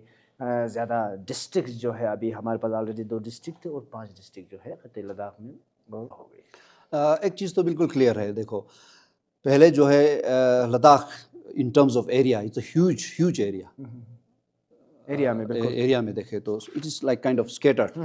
तो पहले जो है सिर्फ 2 डिस्ट्रिक्ट था, कारगिल डिस्ट्रिक्ट और लेह डिस्ट्रिक्ट, और ख़ासकर जो इंटीरियर है, चाहे आप डिस्ट्रिक्ट कारगिल में ज़ांस्कर को ले लो या और भी हमारे जो कारगिल के विसिनिटी में जितने भी विलेजेस हैं, लेह में देखो चंगथंग हो गया, आपका नुब्रा हो गया, इस तरह से जो काफ़ी दूर दराज के जो इलाके हैं वहाँ तक जो है एडमिनिस्ट्रेटिव जो डेवलपमेंट से रिलेटेड अदरवाइज वो बहुत ही मुश्किल था। सिर्फ 2 डिस्ट्रिक्ट, लेह डिस्ट्रिक्ट, इतने सारे एरिया और विलेजेस को कवर करना, तो डिस्ट्रिक्ट को इन्हांस करना बहुत ज़रूरी था। खासकर ज़ांस्कर और नुब्रा का तो ऑलरेडी बहुत ज़्यादा डिमांड था। तो अभी जो एक्स्ट्रा 5 डिस्ट्रिक्ट और इन टोटल 7 डिस्ट्रिक्ट्स आया, वो from administrative point of view, from development point of view और even from employment point of view, jobs के नज़रिए से भी अगर देखें तो आई थिंक ये वाकई में लद्दाख के लिए बहुत ही ज़्यादा एक in the years to come इसका बहुत अच्छा पॉजिटिव जो है असर पड़ने वाला, क्योंकि यू कैन अंडरस्टैंड इतने ज़्यादा डिस्ट्रिक्ट होगा तो एडमिनिस्ट्रेटिव नेचुरली है आपका, खासकर आम लोगों का हो, चाहे छोटे से छोटा काम हो चाहे बड़े से बड़ा काम हो, आपको इसी विद इन द डिस्ट्रिक्ट जो है सारे फैसिलिटीज़ होंगे, डेवलपमेंट के हिसाब से भी होंगे और अदरवाइज भी हर चीज़ में, इसमें तो कोई दो राय नहीं है। बिल्कुल। तो ये जो 5 डिस्ट्रिक्ट का अनाउंसमेंट है और टोटल 7 डिस्ट्रिक्ट करना, it is really a very welcoming decision, जो बहुत पहले हो जाना चाहिए था, लेकिन फॉर वट एवर रीजन्स नहीं हुआ। आज की डेट में हुआ तो आने वाले टाइम में मेरे ख्याल से ये इस डिसीजन की वजह से लद्दाख में जो है ग्रास रूट लेवल पे administration as well as development वो बिल्कुल भी वार फुटिंग पे होगा, और ख़ासकर हमारे लोग जो है इस चीज़ का बहुत फ़ायदा उठाएंगे। और दूसरी बात, ऑब्वियस सी बात है, जब हमने ये देखा हमारे होम मिनिस्टर साहब अमित शाह जी ने जब ट्वीट करके 5 डिस्ट्रिक्ट का अनाउंसमेंट हुआ तो पूरे लद्दाख में जो है एक तरह से हलचल हुआ, क्योंकि nobody expected that government of India will give like 5 districts in one go. Zanskar का हमें पता था, नुब्रा का हमें पता था कि ये 2 चीज़ें होने वाला है, शाम डिस्ट्रिक्ट हो गया, द्रास डिस्ट्रिक्ट हो गया, चंगथंग डिस्ट्रिक्ट हुआ, no one was kind of expected. तो उस हिसाब से अब हमें ये समझने की ज़रूरत है कि जो हमारे सेंटर में जो सरकार है वो बिल्कुल खुले दिल का है, ऐसा नहीं है कि लद्दाख के लिए कुछ करना नहीं चाहते। अगर ऐसा होता तो एक डिस्ट्रिक्ट ज़ांस्कर को दे के ही छोड़ सकते थे, नुब्रा को ही दे के छोड़ सकते थे, बिना एक तरह से हम ये कह सकते हैं कि द्रास और चंगथंग और नुब्रा का विदाउट एनी वेरी मतलब जितना ज़ांस्कर वालों ने स्ट्रगल किया, ऐसा स्ट्रगल तो बाकी डिस्ट्रिक्ट का नहीं था, लेकिन इसके बावजूद भी गवर्नमेंट ऑफ इंडिया ने ये डिस्ट्रिक्ट दिए। तो जब ये डिस्ट्रिक्ट अनाउंस हुए तो ऑब्वियस सी बात है सभी का जो है सभी को लगने लगा है कि गवर्नमेंट जो है वाकई में लद्दाख के लिए इतना कर रहे हैं। तो सिमिलरली हमारा खासकर ये शरगोल ब्लॉक में जो है नेचुरली एक डिमांड निकला कि खासकर बुद्धिस्ट कम्युनिटी जो थे, एलबीए जो लीड कर रही है, तो अभी जो रिसेंट प्रेस कॉन्फ्रेंस वगैरह या जितने भी हुआ तो वहाँ पे कोऑर्डिनेशन कमेटी बन के एलबीए उसको आज की डेट में लीड कर रही है। तो वहाँ से ये पब्लिक का डिमांड आया, क्योंकि शाम डिस्ट्रिक्ट जो है वो अनाउंस हो चुका ऑलरेडी, तो हमें जो है शाम डिस्ट्रिक्ट में उसमें मिलाया जाए, considering it was along even in 1979 जब लेह और कारगिल का डिस्ट्रिक्ट बना था, तो उस टाइम भी यही एक डिमांड जो है उस टाइम भी हुआ था। तब जो है कुशोक बाकुला रिम्पोचे जी ने भी उस टाइम प्रपोज किया था तब के गवर्नमेंट को कि ये खासकर ये शरगोल इलाके तक, सापी तक जो है लेह डिस्ट्रिक्ट में अगर रखें, कंसिडरिंग द कल्चरल रिजेम्बलेंस और अदरवाइज। तो पर उस टाइम पे जो है ये चीज़ फॉर सम रीजंस नहीं हुआ। तो तब से जो है even under the platform of LBA, under the banner of LBA Kargil, बहुत सारे मेमोरेंडम्स, बहुत सारे डिमांड्स जो है सेंट्रल गवर्नमेंट को, स्टेट गवर्नमेंट को जा चुका है कि हमें जो है उस टाइम जैसे मैंने बताया एलबीए कारगिल में खासकर कई इश्यूज थे जो डिस्ट्रिक्ट कारगिल में रहते हुए फुलफिल नहीं हो पा रहा था in terms of development, in terms of otherwise religious freedom and all sort of things. तो during past 40-50 years LBA Kargil जो है इस चीज़ को बार बार उठाता है कि हमें जो है कारगिल से सेपरेट करके लेह डिस्ट्रिक्ट में डाला जाए, या अगर एक और डिस्ट्रिक्ट मिलता है खासकर बीच में जो शाम रीजन है तो हमें उसमें डाला जाए। तो सिमिलरली ऑब्वियस ही बात है, जो शरगोल ब्लॉक में जो हमारे मुस्लिम कम्युनिटी के हमारे लोग हैं उन्होंने भी डिमांड किया, उनका हक है, we are not against their demands, कि वो कहते हैं कि हमें जो है शरगोल और शक्कर चिक्तन को अलग से डिस्ट्रिक्ट दिया जाए या नहीं तो हमें कारगिल में रखा जाए। तो उनका हक है, जो भी उनका डिमांड है। तो जो बुद्धिस्ट कम्युनिटी जो डिमांड कर रही है वो भी उनका हक है, जो एलबीए कारगिल के बैनर में अभी जो प्रोटेस्ट चल रहा है या डिमांड चल रहा है, तो वो भी उनका, हर किसी को जो है डेमोक्रेसी में अपना डिमांड रखना और उस अपने इश्यूज़ को रेज करना सबका हक है। पूरा होता है नहीं होता, उसका फाइनल रिजल्ट क्या होता है दैट इज सेकेंडरी, लेकिन हर चीज़ का एक वो है। तो हमारा एक खासकर even I was even part of that coordination committee under LBA Kargil, जब हम लोग शाम डिस्ट्रिक्ट के बारे में वो करते, तो that was our genuine demand to include, because Sham district already declare हो चुका है, ठीक है। तो और हमें जो है शाम डिस्ट्रिक्ट में मर्ज भी किया करें, तो I don't see any big problem specially from Kargil और अदरवाइज। तो उस हिसाब से हमारा जेन्यून, बहुत ज़्यादा जेन्यून डिमांड है। तो it's a once in a while kind of thing. अब अभी 5 डिस्ट्रिक्ट ऑलरेडी डिक्लेयर हो चुका है, 7 डिस्ट्रिक्ट लद्दाख में ऑलरेडी बन चुका है। इसको जो है सेटअप होने में अभी टाइम लगेगा। तो इसके ऊपर और ख़ासकर शरगोल और शक्कर चिक्तन को अलग से डिस्ट्रिक्ट मिलना even as a common sense मुझे बहुत मुश्किल लगता है। तो हमने इस शाम में मर्ज करने का हमारे एरिया को ये इसलिए क्योंकि ऑलरेडी शाम डिस्ट्रिक्ट जो है बन चुका है और हमारे बहुत पुराना एक डिमांड है, तो उसमें जो है हमें मर्ज किया जाए करके ये हमारा हमने कई अभी जो कमिटी बना उनको भी हमने मेमोरेंडम पेश किया है और सभी हायर अथॉरिटीज़ को इसमें हमारा रिक्वेस्ट गया है। और हमारे जो शरगोल ब्लॉक में बाकी लोग भी डिमांड कर रहे हैं, उनका हक है उनको अपने डिमांड्स को आगे रखने का। दुर्जी साहब, बहुत सारे सवालात थे, आप वक्त का तकाजा, हम कोशिश करेंगे इंशाल्लाह आने वाले दिनों में विस्तार में आपके साथ बाकी जो रिमेनिंग चीज़ें हैं उन पे हम विस्तार से हम डिस्कस करें। तो रिसेंटली एलएचडीसी कारगिल इलेक्शन की अगर हम बात करें तो लेह का तो इस साल होने वाला है, कारगिल का इलेक्शन की जब हमें सुनने में आया कि आप जो है एलएचडीसी इलेक्शन आप कंटेस्ट करने जा रहे हैं सोर्स के मुताबिक, और उस कंटेस्ट करने के दौरान लेकिन बाद में आपने विड्रा कर ली शायद मोहम्मद अली चंदन आपके भारतीय जनता पार्टी उसके फेवर में। तो क्या वजूहात रही होगी विड्रा करने में, और इसके पीछे कैसा फैसला था सर इसके पीछे विड्रा? जैसे मैंने आपको पहले बताया कि मुझे ऐसा लगा कि जितने भी इश्यूज हमारे सोसाइटीज़ में हैं, बी डेवलपमेंटल और अदरवाइज सोशल और पॉलिटिकल, जितने भी हमारे इश्यूज या डिमांड्स होते हैं, तो उसको पूरा करने का एक जरिया है डेमोक्रेसी में इलेक्टोरल पॉलिटिक्स। बिल्कुल। Unless you become part of the system, you cannot change the system as well as you cannot really bring that kind of change in your society. तो उसका पार्ट बनना बहुत ज़रूरी था। तो जैसे मैंने आपको बताया, मैं LBA से वैसे भी रिज़ाइन करके काफ़ी साल हो चुका था, काफ़ी टाइम हो चुका था। तो फिर मैंने जैसे कहा कि लोगों के रिक्वेस्ट पे और स्पेशली यूथ के जो रिक्वेस्ट पे हमें ये लगा कि we should be part of the political system, democracy. तो उसको ध्यान में रखते हुए मैंने LHDC कारगिल में एज इंडिपेंडेंट कैंडिडेट मैंने नॉमिनेशन भरा था, ठीक है। तो लेकिन उस टाइम जो LHDC का इलेक्शन हो रहा था और जब मैं एज इंडिपेंडेंट कैंडिडेट मैंने नॉमिनेशन भरा और काम किया, तो ऑब्वियसली बात है जब वहाँ पे इलेक्शन के टाइम जब होता तो बहुत सारे चीज़ें डेवलपमेंट्स होती है। तो उस दौरान जो है जब मैंने शरगोल कॉन्स्टिट्यूंसी से एज इंडिपेंडेंट कैंडिडेट मैंने वहाँ पर फॉर्म भरा था, तो मुझे बहुत ज़्यादा सपोर्ट था जनरल पब्लिक का, be it all generation otherwise youth का।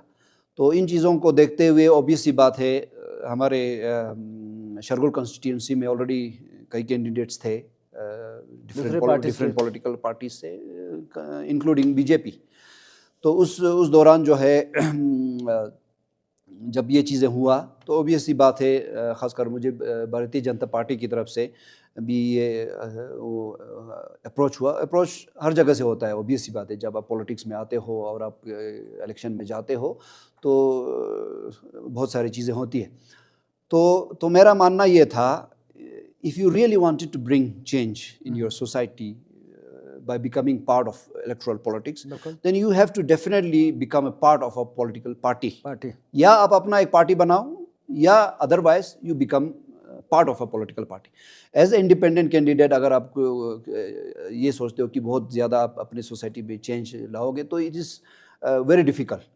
तो फिर उस टाइम जब इस प्रोसेस में ऑब्वियस सी बात है फिर बीजेपी की तरफ से भी अप्रोच हुआ, तो बहुत सोच समझने के बाद और ख़ासकर सारे स्टेक होल्डर्स के साथ कंसल्ट करने के बाद फिर मैंने ये डिसाइड किया कि मैं जो है in favour of mister Ali Chandan, क्योंकि अली चंदन भी बहुत अच्छा लीडर था, वो बहुत एजुकेटेड है, यंग है, LHDC कारगिल में ऑलरेडी एग्जीक्यूटिव काउंसलर भी वो रह चुका है, बहुत अच्छा काम शरगोल कॉन्स्टिट्यूंसी में उन्होंने पिछले सालों में किया भी था। And I was obviously new in politics, तो considering that as well as many other things, फिर मैंने उनके फेवर में विड्रॉ किया। आपने विड्रॉ तो ऑब्वियस सी बात है इसके बाद फिर मैंने जो है officially Bharatiya Janata party join किया और आज की डेट में actively Bharatiya Janata party general secretary और अदरवाइज काम करो। बहुत बहुत शुक्रिया नूरपुर साहब। बस आखिर में दो सवालात बचते, एक यूथ के लिए आपसे एक मैसेज दूंगे खितला था कि अवाम के लिए, और साथ ही साथ दूसरा टंग पे चोगा की मुनासिबत से, टंग पे चोगा इज़ ऑलमोस्ट अप्रोचिंग, उसके हवाले से आपसे एक मैसेज लूँगा जनरल पब्लिक के लिए खितला था। तो उसके बाद लास्ट में जो भी मेहमान को मैं दावत देता हूँ, मैं एक रैपिड फायर शॉट में खेलने की मैं कोशिश करता हूँ। उस रैपिड फायर क्वेश्चन से पहले मैं आपसे एक मैसेज लेना चाहता हूँ खितला की युवाओं के लिए। क्या मैसेज रहेगी आपकी, कैसे वो अपने शहर और रीजन को बेहतर मुस्तकबिल के लिए अपना योगदान जो है यूथ दे सकते, आपकी तरफ से कोई पैगाम? एक बात तो क्लियर है, जैसे हम सबको पता है, youth is the future of any region और एनी कंट्री। तो similarly even in Ladakh, be it in Leh और बी इट इन कारगिल और एज अ होल लद्दाख, तो यूथ को जो है एक्टिवली हर फील्ड में पार्टिसिपेट करना बहुत ज़रूरी है। Until and unless you take initiative and become part of the system, first thing you cannot understand the system, and then you can accordingly bring the change. तो मेरा यूथ से ये request रहेगा कि ऑफ कोर्स अपने अपने interest के हिसाब से और अपने गोल के हिसाब से, लेकिन लद्दाख में आज की डेट में यूथ को जो है आगे आने की ज़रूरत है। सोशल फील्ड में हो, पॉलिटिकल फील्ड में हो या एजुकेशन फील्ड में हो, किसी भी फील्ड में हो, they really need to come forward, or they need to gain experience. सिर्फ नॉर्मली होता क्या है हर जगह कि हम जो है कि किताब से या अदरवाइज बहुत सारे नॉलेज लेते हैं, लेकिन जब तक आप उसको एक्सपीरियंस नहीं करोगे ऑन ग्राउंड, आप जो है you can not really take the lead. बिल्कुल. तो नॉलेज के साथ साथ एक्सपीरियंस का होना बहुत ज़रूरी है, और एक्सपीरियंस आप तब ले सकते हो जब आप उस चीज़ को करोगे.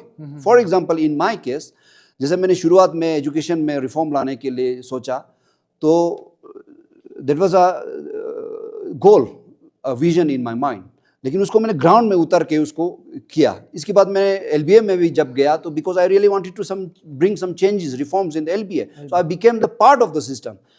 तब जाके कुछ हुआ. अब आज की डेट में मैं पॉलिटिक्स में हूँ, तो I am now part of the electoral politics and gaining experience. So in the days to come, as a political leader also, I can bring a lot of changes in our society, positive changes. तो मेरा youth से यही है कि हर field में जो है we have to be proactive, आगे आने की जरूरत है और एक्सपीरियंस गेन करने की जरूरत है. फेलियर होना, up down, that is part of life. बिल्कुल बिल्कुल. अब चाहे पॉलिटिक्स में हो, अप डाउन होगा, बिजनेस करो, अप डाउन होगा, किसी भी सेक्टर में जाओ. अब अगर ये सोचोगे कि बिना किसी तकलीफ के, बिना किसी स्ट्रगल के आप ऊपर जाओगे, तो that is next to impossible. तो स्ट्रगल करना, अप डाउन होना, that is part of life, और उसी से हम जो है स्ट्रॉन्ग बनते हैं, हम जो है और भी ब्रॉड माइंडेड बनते हैं. बहुत कुछ हमें सीखने को मिलता है. तो बहुत शुक्रिया सर. बस आखिरी सवाल होगा चलते चलते. टांगपे चोगा का पवित्र महीना जो है वो काफ़ी नज़दीक आ रहा है सर, तो इस वक्त आप खत्ते लद्दाख के लोगों को क्या मैसेज देना चाहेंगे, और कैसे हम सब मिलकर इस पवित्र यानी कि इस होली महीने में एकता और सुकून का पैगाम जो है वो दे सके? बिल्कुल. आखिरी सवाल होगा सर. हर साल की तरह लद्दाख में खासकर बुद्धिस्ट कम्युनिटी का ये जो महीना तंगपो का महीना है टिबेटन कैलेंडर का, वो बहुत ही ज़्यादा ऑस्पिशियस होता है. उसमें हम सब लोग मिल के जो है पूजा करते हैं, प्रेयर करते हैं, और हम लोग स्पिरिचुअली अपने आप को जो है डेवलप करने की कोशिश करते हैं. ये चलता है, पूरा महीना चलता है, लेकिन खासकर तांगपे चोगा तक जो है फर्स्ट 15 डेज चलता है. तो अभी हर जगह पूरे लद्दाख में ये शुरू होने वाला है, और ख़ासकर हमारे एरिया में भी, शरगुल एरिया में भी हर साल की तरह ऑर्गेनाइज करते हैं. तो मेरा ख़ासकर हमारे पूरे लद्दाख की कम्युनिटी में, चाहे बुद्धिस्ट हो, चाहे मुस्लिम हो, चाहे सभी इस तरह के, जब चाहे तांगपे चोगा हो, खासकर हमारे मुस्लिम में अभी रमज़ान का महीना अभी शुरू होने वाला है. तो इन चीज़ों, ये जो टाइम है, that we should use to develop ourselves spiritually also. नहीं तो नॉर्मली हम लोग जो है पूरा साल या अदरवाइज हम दिन दुनिया में बहुत सारे कामों में होते हैं, लेकिन these are the occasions where we can look within and try to develop ourselves spiritually. और ये सारे ऐसे मौके होते हैं जिसमें हम जो है अच्छे दिल से, अच्छे मोटिवेशन से, अच्छे एक थॉट से सभी सोसाइटी के लिए, सभी लोगों के लिए अच्छा काम करना और मिलजुल कर रहने का एक हम लोग प्रे करते हैं. तो आई होप दैट ये तंगपो और ये जो रमज़ान का महीना आ रहा है, तो ये जो है हमारे लद्दाख के लिए हम सब लोग मिल के प्रे करेंगे, so that Ladakh can have a really better future for whole Ladakhis, for our children of the future. Thank you sir, बहुत बहुत शुक्रिया. तो दर्शकों, हमारे साथ मिस्टर सवांग नोरबू साहब हमारे साथ जुड़े हुए थे, और अपने एजुकेशन के साथ साथ रिलीजियस सोशो पॉलिटिकल जर्नी को लेकर विस्तार से हमारे दर्शकों तक बराबर डिस्कस की, ब्रीफ की, और खत्ते लद्दाख के अभी के जो इश्यूज उभरते आ रहे हैं उन पर भी विस्तार से डिस्कस हुए. अब हम लास्ट में जो भी मेहमान हो, पैनलिस्ट हो सर, उनके साथ हम स्पीड में यानी कि यस या नो में, या कि एक वर्ड में आपको आंसर देने सर, एक रैपिड फायर क्वेश्चन आपके साथ भी खेलने की हम कोशिश करेंगे. सबसे पहला मेरा सवाल ये होगा आपसे सर कि one word that describes Ladakh for you, यानी कि एक लफ्ज़ में आप लद्दाख को कैसे डिस्क्राइब करोगे? Ladakh is land of spirituality. Okay. Your favorite book? Nagarjuna's letter to King Satvana, जिसको लद्दाखी में चेस्पे शेस्टिंग भी बोलते हैं. अच्छा. That is one book I always read on regular basis. बिल्कुल बिल्कुल. One quality you value the most in a leader, यानी कि एक ऐसी क्वालिटी जो आप एक लीडर में सबसे ज़्यादा वैल्यू करते हैं. Straightforwardness. बिल्कुल. Because the leader who is straightforwardness are always honest. Good. If not a teacher, socio-political leader, what would you have been? यानी कि आप टीचर या socio-political leader नहीं होते तो आप क्या करते हैं? Businessman. Businessman. Business का काफ़ी शौक था आपको. Your favorite traditional dish from Ladakh? Taki plus dangthur. गंगथुर. Dangthur बोलते हैं. ये हमारा लोकल थुक्पा ही जैसे होगा. बिल्कुल. खत्ते करगिल डिस्ट्रिक्ट में भी बहुत अभी लोग अभी भी पसंद करते हैं इसको. One person who inspire you the most, वो कौन सा इंसान है जो आपको सबसे ज्यादा इंस्पायर करता है? In the past, Kushok Bakula Rinpoche ji, currently Narendra Modi ji. Narendra Modi जी. बिल्कुल. आपका स्ट्रेस बस्टर क्या है? Whenever I feel stressed, as I said, I read this book, Nagarjuna's letter to King Satvahana. बिल्कुल. बिल्कुल बिल्कुल. Best memory from your time with LBA Kargil, यानी कि Ladakh Buddhist association Kargil के साथ अपने वक्त की सबसे अच्छी याद क्या होगी? Pad Yatra with His Eminence, the 8th Choskang Palgar Rinpoche. Leh to Kargil. One thing you wish to change about Ladakh education system, क्योंकि एजुकेशन में आपने पहले भी वजाहत की, प्रेजेंट आप डायरेक्टर भी हैं स्प्रिंग डेल्स के, इससे पहले आप लंदन इसमें रहे, क्या चेंज चाहते हैं? I think our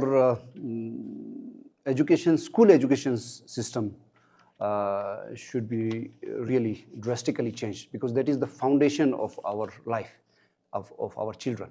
So if we have a quality education, better foundation at school, then that child can go a long way in his life. बिल्कुल बिल्कुल. If you could meet any historical figure, कोई भी, मैं जगह location में mention नहीं करता, कोई भी, who would it be? यानी कि अगर आप किसी भी historical figure से मिल सकते तो वो कौन होता? No one. अभी तक कुछ भी नहीं, no idea. No idea. Your biggest achievement so far? My contribution to my native village, Shargol block, in terms especially of Mulbek, in terms of working with the school to improve education, grassroots education system. That was my passion and dream. बिल्कुल. Favorite hobby outside of work, यानी कि काम के अलावा आपका favorite hobby क्या होगी? Listening audiobooks. Audiobooks. Yeah. One word to describe your leadership style, यानी कि आप अपने leadership style को किस एक अल्फाज में आप describe करेंगे?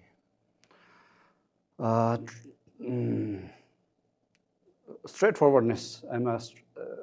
I'm really a straightforward person. So